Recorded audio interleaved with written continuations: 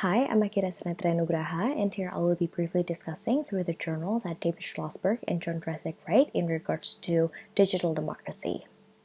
So, with the current situation in which technology has been growing so rapidly and it being more developed more than ever, it has made so much easier for people to voice out their opinions and even critiques, and it surely has impacted a lot when it comes to civil society being involved in politics or democracy for that matter. But before technology got this massive, authentically, democracy was practiced in a more controlled setting, in a way that the people who got to participate were those who were considered to be adept and capable.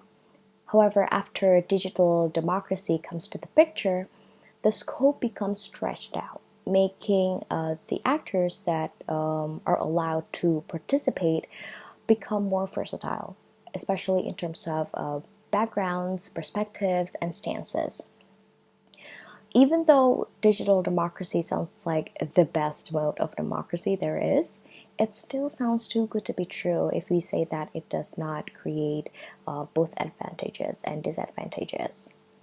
So, the main advantages are, of course, that anyone really can participate and voice out their viewpoints so freely, and that the means to participate in democracy itself is being redefined and simplified in a way. As for instance, here Schlossberg takes an example of online petitions. People don't really have to do anything except to just put their names and click one button to show that they're supporting a certain cause. However, this simplicity also brings drawbacks, which leads us to the disadvantage.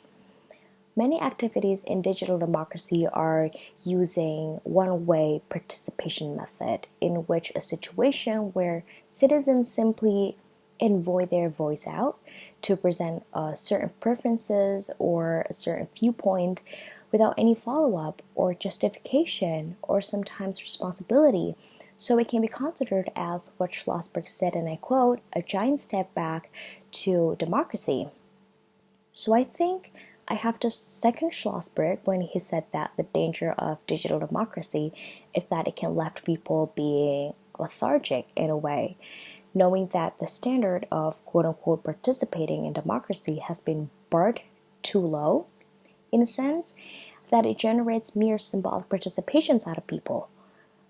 And in my opinion, what is needed the most is actually constant education on how we get to bear the most fruits out of digital democracy.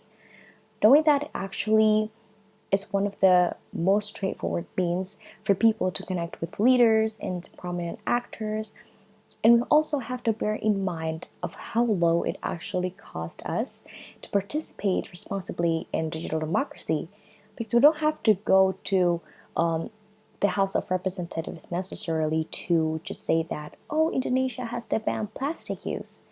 I mean, okay, yes, but for starters, we can just tweet them or get into an online discussion or online class with speakers who happen to be the leading figures in the field of environments, for example.